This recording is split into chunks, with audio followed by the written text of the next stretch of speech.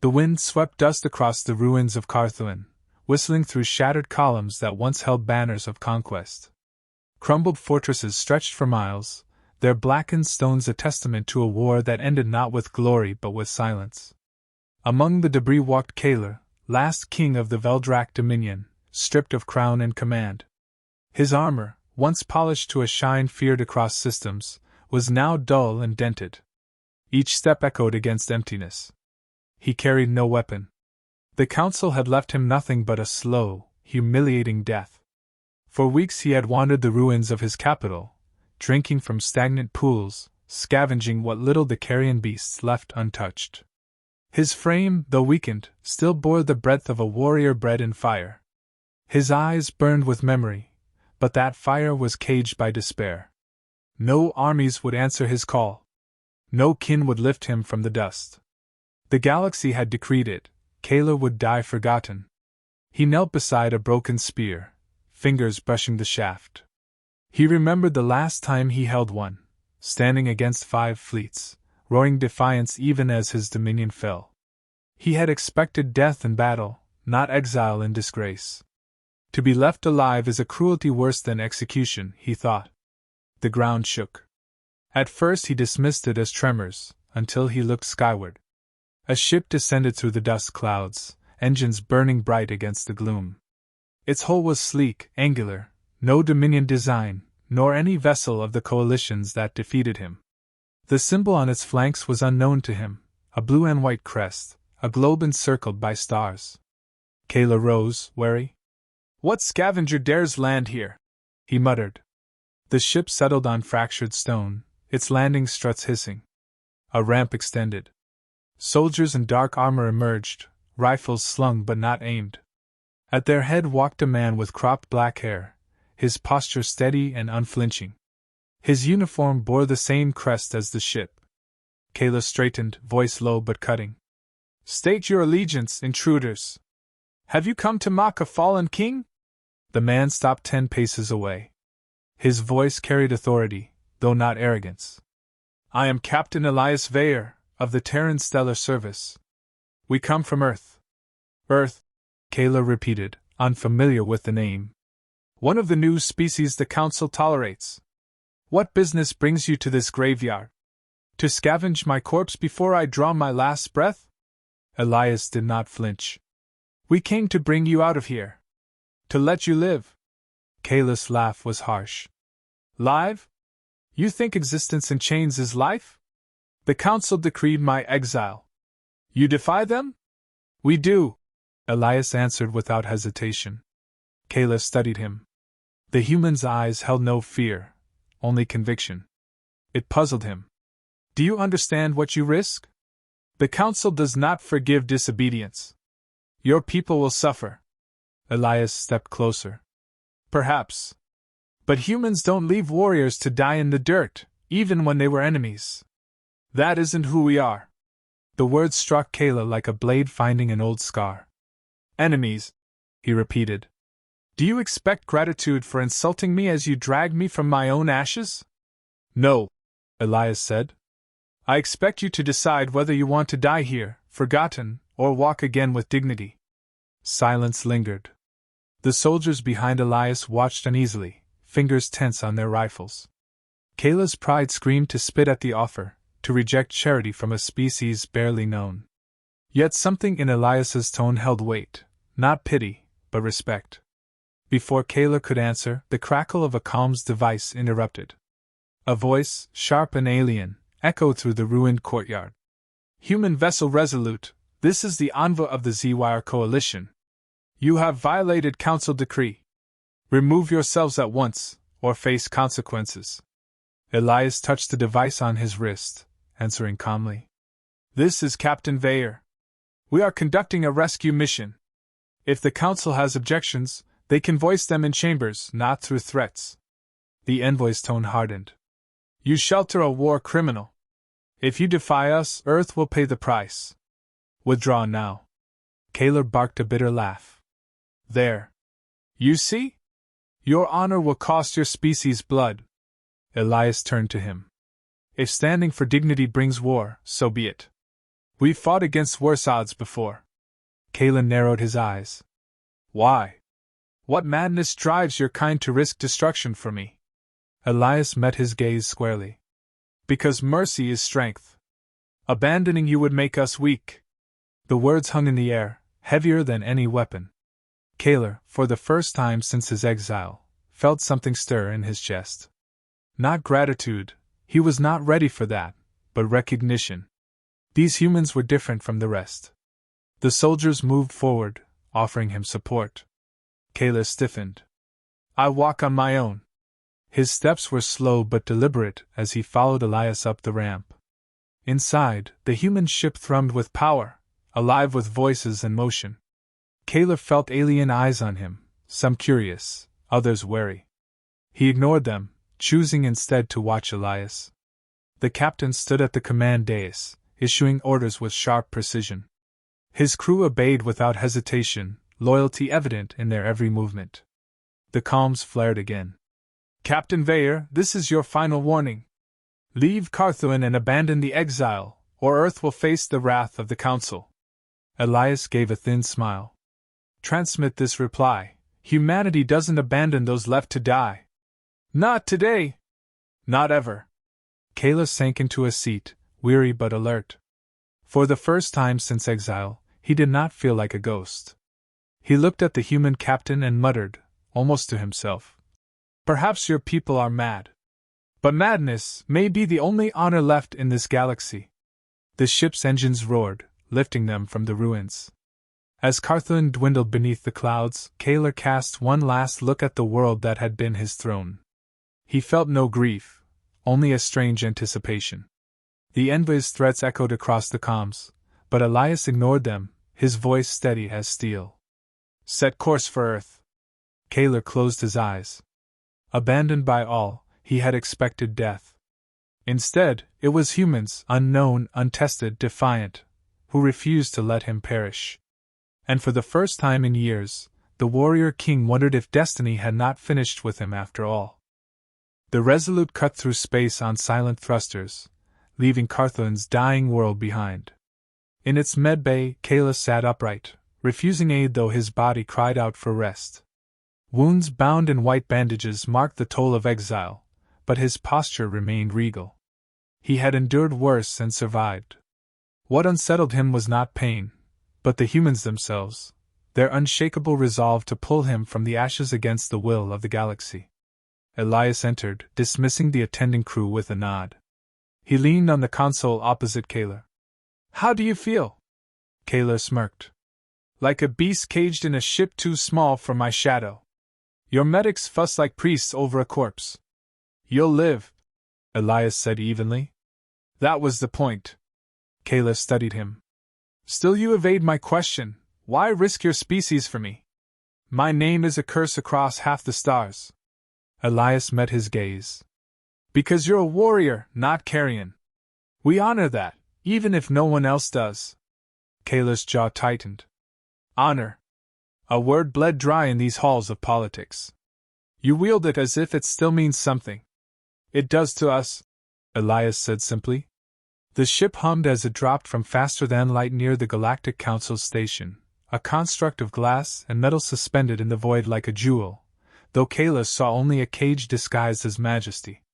Fleets from 100 races clustered nearby, their hulls gleaming with authority. On the bridge, the crew prepared for docking. Kayla stood at Elias's side, towering above the humans, his presence drawing hushed whispers. They'll try to break you, Elias murmured. They already did, Kayla answered. But perhaps I am not finished. The council chamber spread out in tiers, each filled with delegates, banners, and translators humming with languages. At the center dais stood Chancellor Zervac, his carapace gleaming under the chamber's lights. His voice cut through the noise as the humans entered with Kayla behind them. Behold, Zervac declared, claws spread wide. The Terran Defiance. A species untested, reckless enough to drag a war criminal from his rightful grave. Murmurs rippled across the chamber. Some delegates hissed agreement, others whispered in curiosity. Elias stepped forward. His uniform was plain compared to the ornamented robes and scaled cloaks around him, but his presence held weight. We do not recognize decrees that strip away dignity. Kayla is no ally of ours, yet leaving him to rot is not justice. It is cowardice. The chamber erupted. A dozen voices shouted at once, accusations, jeers, threats. Zervac raised a claw for silence. His mandibles clacked in disdain. You presume to instruct the council on justice, human? You, whose species only recently stumbled into the stars? Mercy is weakness. He led fleets that burned our worlds. His survival invites rebellion. Elias's voice carried above the uproar.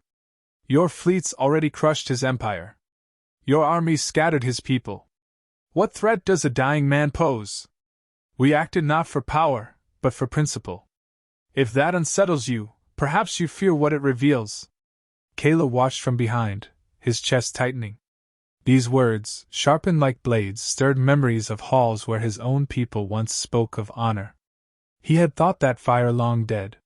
Yet here was a human captain, unbowed before the galaxy.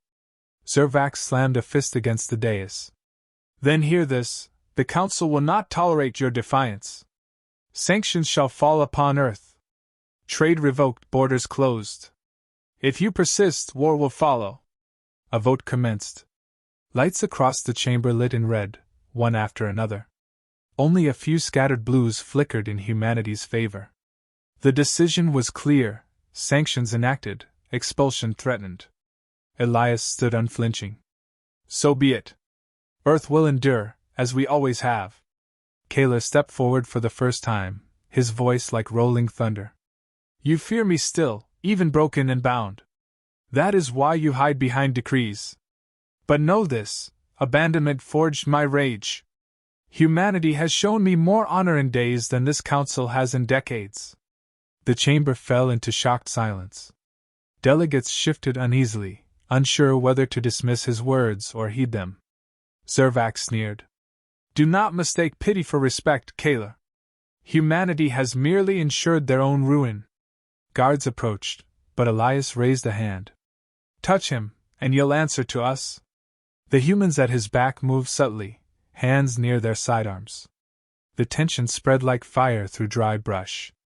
The Chancellor signaled the guards to halt, preferring spectacle over bloodshed. You will leave this hall, Terran.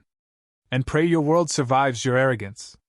Elias turned his back without bowing, an insult in itself.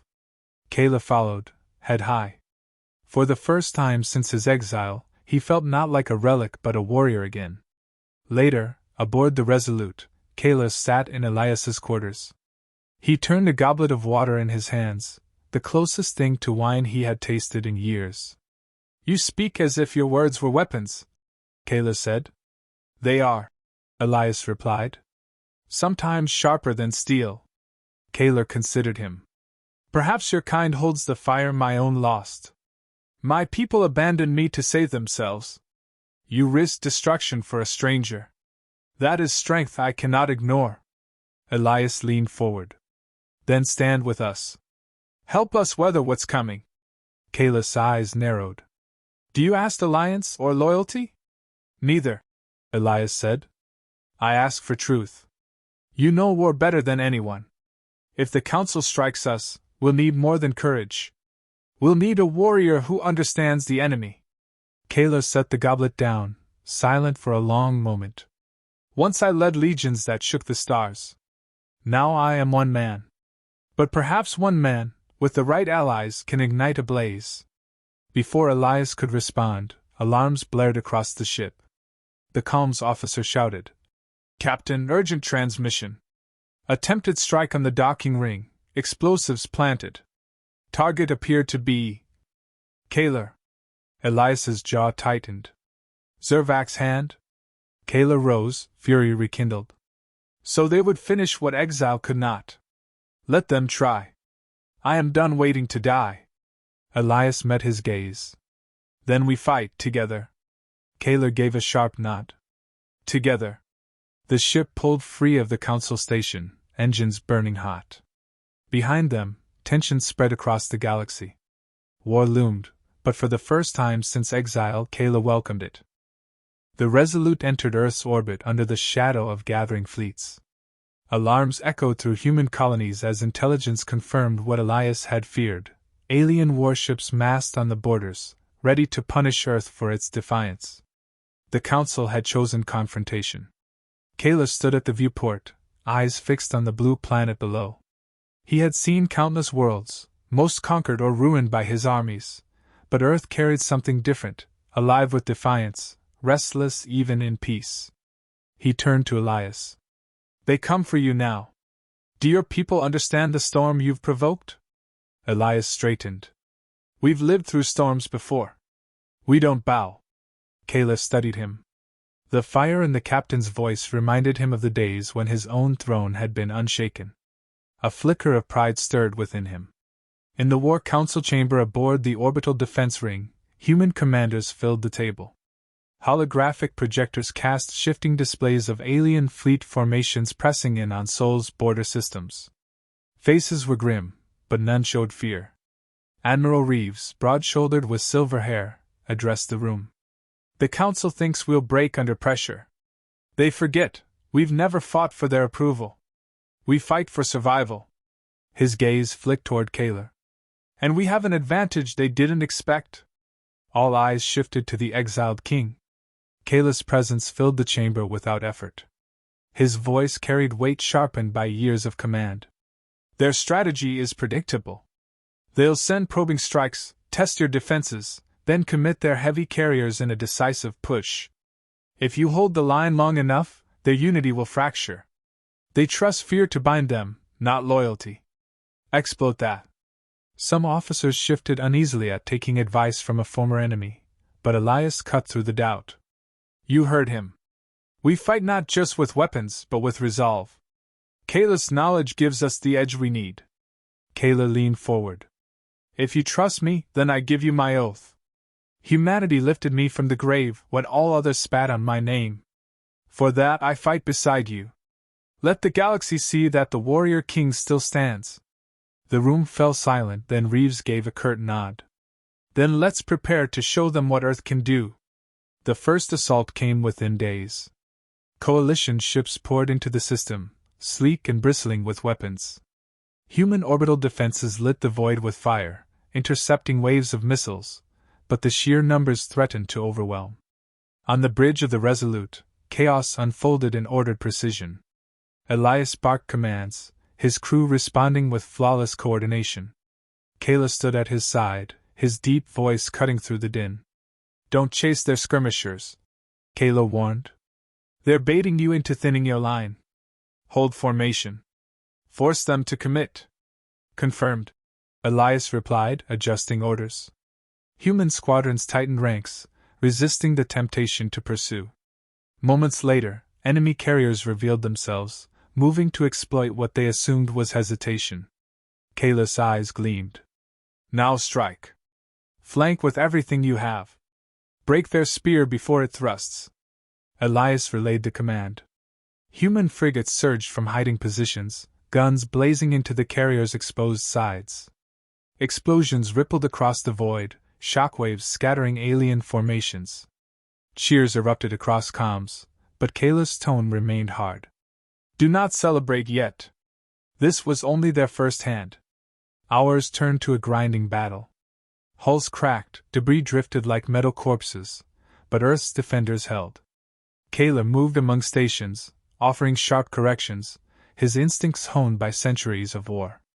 Crew members who first regarded him with suspicion now followed his words without hesitation.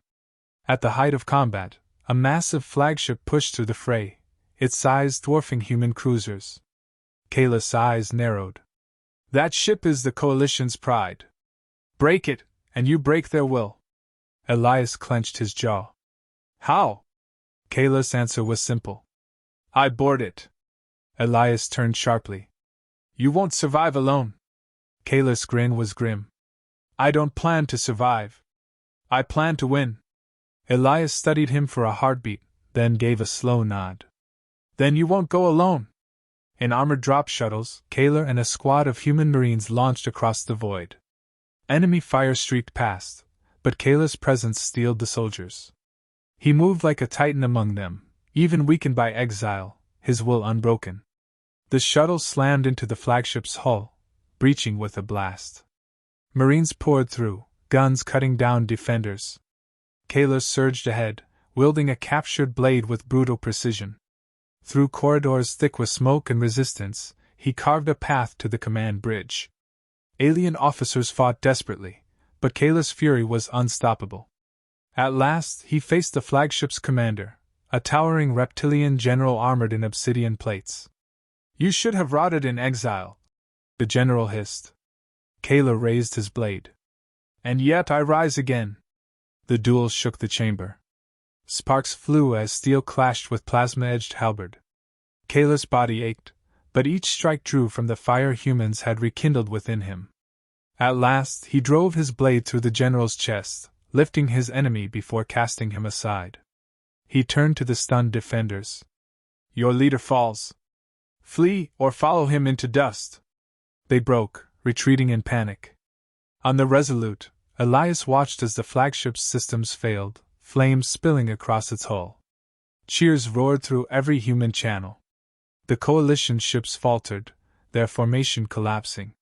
Without cohesion, they scattered and fled, unwilling to face the fury of united humans led by a resurrected king. Kayla, bloodied but alive, returned with the Marines. The crew of the Resolute stood in silence as he stepped onto the deck, not as a prisoner, but as a comrade. Elias approached. "You kept your oath." Kayla clasped his arm. "And I will keep it until my last breath. The galaxy sought to erase me, but you gave me a reason to fight again. Humanity does not abandon. That is a strength no decree can kill." News spread faster than any fleet. Across the stars, whispers rose. The humans had defied the Council, defeated the Coalition's pride, and stood with the warrior king no one else would claim. Lesser races, long cowed by the great powers, began to wonder if perhaps the humans carried the future. On Earth's surface, as celebrations lit the night sky, Elias stood beside Kayla overlooking the oceans. "What now?" Elias asked quietly. Kayla's gaze stretched toward the stars. "Now the galaxy remembers that honor is not decreed by the powerful. It is lived by those who refuse to abandon the fallen. Humanity has proven itself. You gave me back my name. In return, I will give you my war." Elias smiled faintly. "Then let's see how far this alliance takes us." Kayla's voice lowered, resonant with certainty. "Further than they fear. And when the stars speak of this day, they will say, 'All abandon me, except the humans.'" The waves crashed against Earth's shore as above, the fleets regrouped, stronger than before. The war had only begun, but already the galaxy trembled.